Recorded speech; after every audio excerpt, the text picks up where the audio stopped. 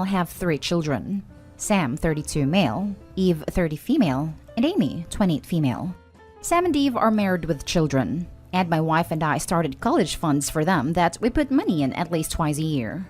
Sam married a woman, Jane, 36 female, who already had 2 children from a previous relationship, and we have accepted them as part of the family once they proved that they were serious. My wife and I invite them over, give them presents, attend after-school activities, occasionally babysit, and don't mind that they call us grandpa and grandma. During our first in-person family get-together since COVID, my wife and our children and their children came over along with my sister-in-law and her family. It was especially nice because this was the first time that we were meeting sister-in-law's first grandchild, a sweet baby girl who's 8 months old.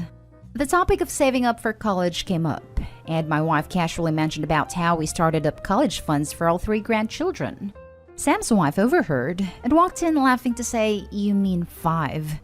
Not wanting to cause any future problems through miscommunication, I corrected and explained things to Jane. She didn't seem upset at the time, but after everyone had left, Sam called and said how upset he and Jane were that we didn't start up funds for Sam's stepchildren. I told him that it was our money, and we could do whatever we wanted with it, and to think of it as a way to focus any money that they would have put towards his biological child to just give to the stepchildren. I thought that my reasoning was logical, and thought that my son agreed when he stopped talking about it. Again, we were called about the lack of funding for the stepchildren, and Jane wanted to know why we weren't treating them equally. I calmly explained that in almost every other way, we do treat the kids like our other grandchildren, but their ties to us are only there through marriage. And if Sam and Jane were to divorce, then they may not be our grandchildren anymore. Jane was really hurt by this, and asked me if that meant that her kids wouldn't inherit anything once my wife and I were gone. I felt very offended because that was a personal question, but answered yes.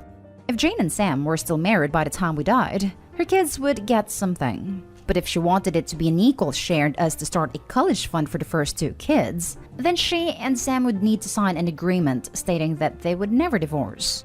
Jane got offended, and I asked her why she would be if she truly loves my son and never intends to divorce him.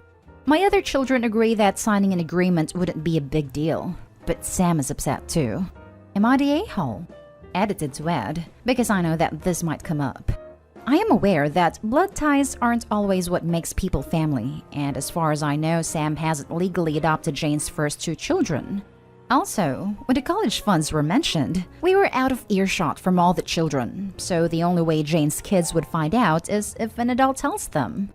Edited to add too. 1, because I keep seeing this. No, this agreement wouldn't be to keep them from getting a divorce. That's ridiculous. It would be in regards to both my son and Jane paying back any of the college fund money that the stepkids use. 2, yes, my wife and I are more well-off than Jane's parents. So if they are starting a college fund, I don't expect it to be as much as we could contribute. 3, no, I don't know about the stepkids' biological paternal side, as they live elsewhere, and my wife and I have no reason to be in communication with them. I can only ever think of one time that I've actually seen them in person. Edited to add 3, another one because I'm still getting the same thing, so I'll explain my reasoning a bit more. No matter what happens with my children's marriages, their children will always be my grandchildren from both a legal and biological standpoint. The same can't be said for Jane's kids, because what happens if she and my son divorce and each of them remarry? Am I supposed to still give her first 2 children an equal amount as everyone else? Also, what if Sam marries another woman with kids, and I'm expected to be just as financially responsible for them as the others? Where does it end? Also, that means that there will be less money all around, and I don't want to do that. Now for the top comments. Not a day-haul, assuming that the contract doesn't prevent them from divorcing. Please be clear in your language when talking about contracts. However, I would change the phrasing of the contract to indicate enforceable conditions. Answering as someone who has read a lot of family law cases with a lot of drama worse than this. 1, if she really doesn't have any plans to divorce your son anyway, why can't she sign a contract? Because she wants the privileges with no strings attached. 2, primarily it is the parents' responsibility to provide support for their stepchildren, not the responsibility as a grandparent. It is easy for them to use guilt and make you give money when it doesn't involve any sacrifice on their part. Why can't your son and his wife provide for the education for the stepchildren? Why can't your son give up his inheritance if the college fund is so important? 3. It is your son's decision to accept them as stepchildren, and you are merely respecting and agreeing with this decision. Your relation to them is a mere side effect, not your direct, independent, personal decision. 4. Legally, his stepchildren can still indirectly inherit through him anyway. 5. Legally, the stepchildren can claim support from their biological dad, depending on the country's law and the facts surrounding the situation. 6. Your money, your decision. You are already treating/seeing your son's stepchildren as equal to your biological children, but it doesn't mean you have to give them a lot of money conditionally. Your relation to them will be severed the moment your son and his wife divorce. 7. My spidey senses tell me that his wife has a sense of entitlement. Also, please look into trust administrators for your bio grandkids' money. There have been enough posts here to anticipate Sam and Jane pressuring Sam's bio kids to share their money with the stepkids. Damn straight. You know that will happen already. I could see the piece of work daughter-in-law pressuring Sam's siblings to pool their kids' money together with theirs for the stepkids. Not today, Hall.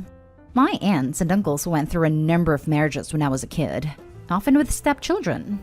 Despite how much the then-married couples claimed their love was forever, the majority of those marriages didn't last until the kids reached adulthood, much less finished college. When it comes to people, I'm only connected to via someone else's marriage. I'm aware that I may not be connected to them for long. I agree. The son and wife have every right to feel the way they do, but this grandparent also has every right to save/use their money in what they feel is the best thing.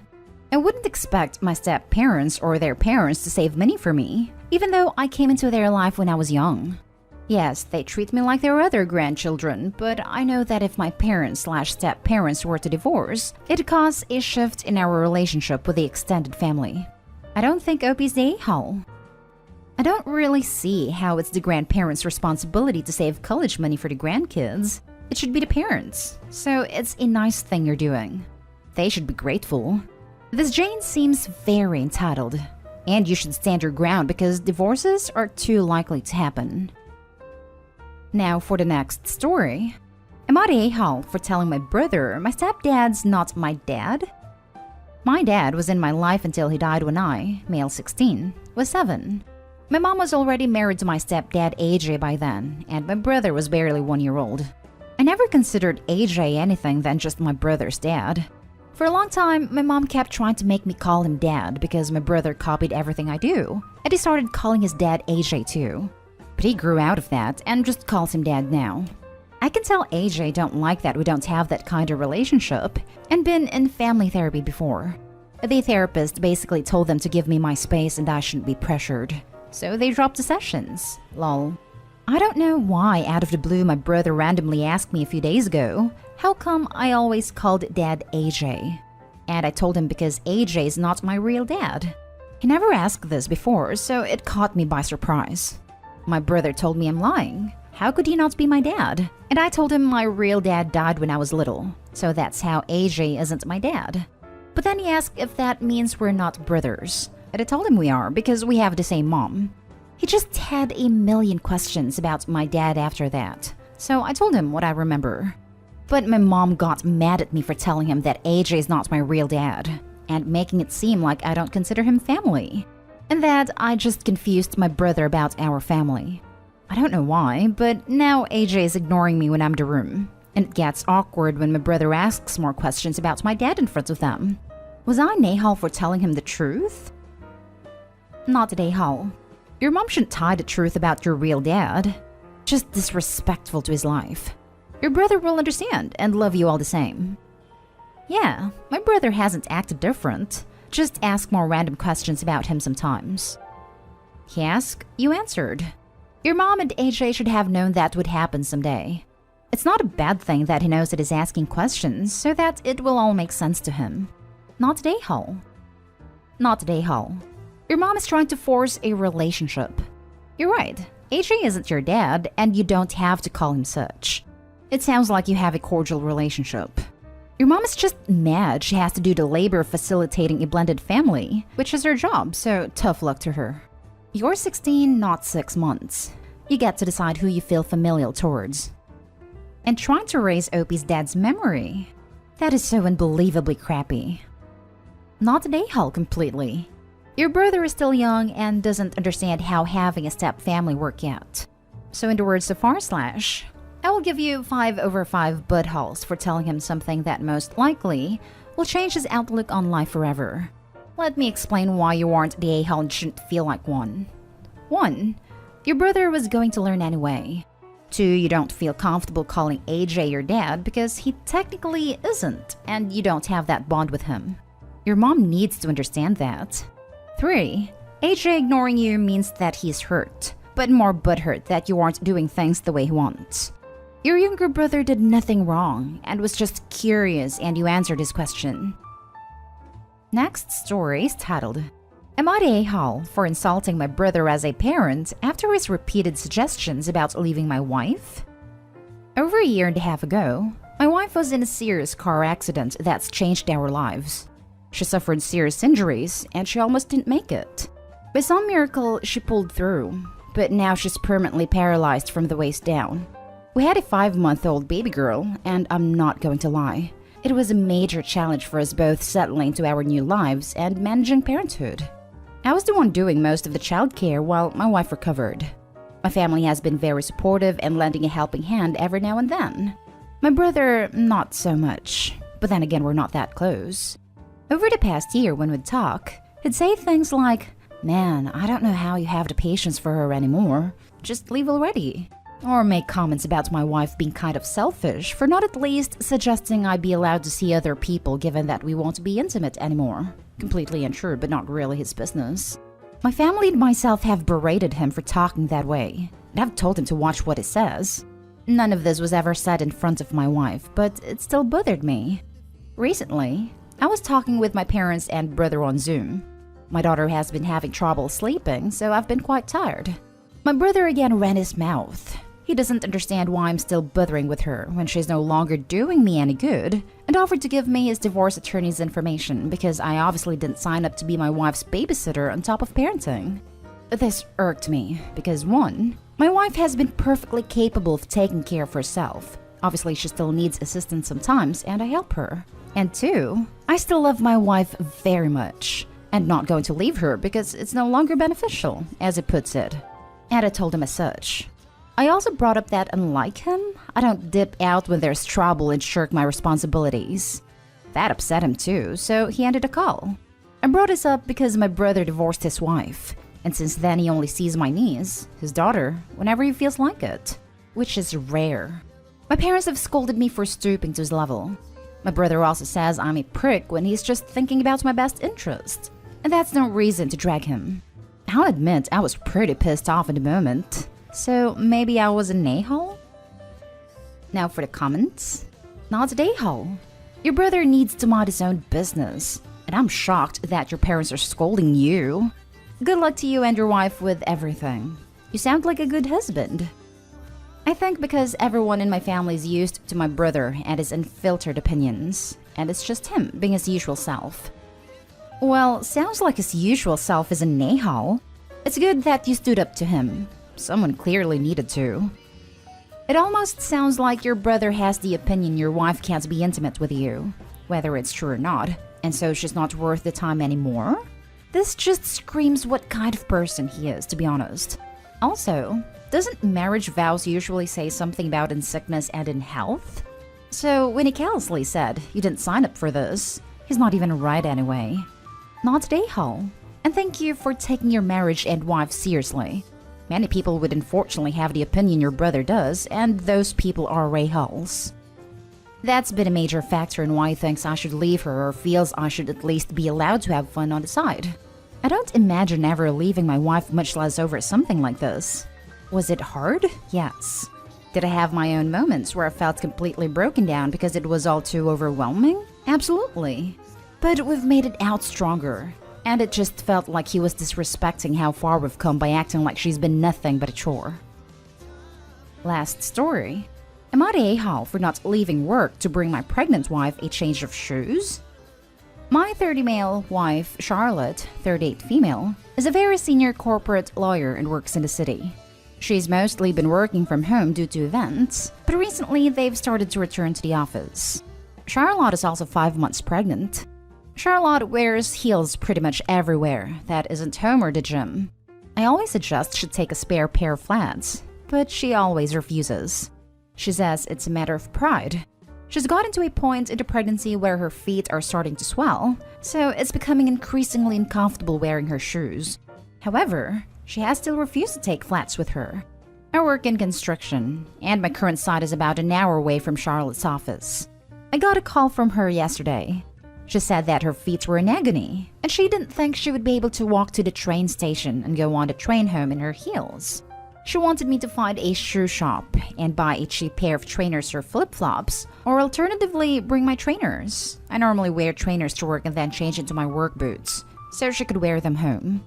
The problem was that my shift didn't end for another couple of hours after she finished work. I asked my boss if I could leave to help my wife, but he refused as there is a lot of work to do. I asked Charlotte if she'd be willing to wait at the office for me, but she said she didn't want to. When I got home, I found Charlotte curled up sobbing. She said she forced herself to get home in heels and that her feet were in pain. She's upset with me because she thinks I should have insisted on leaving so I could help her. Seeing how upset she was, I tried to hug her, but she wanted me to go away. I genuinely feel awful about her being in so much pain.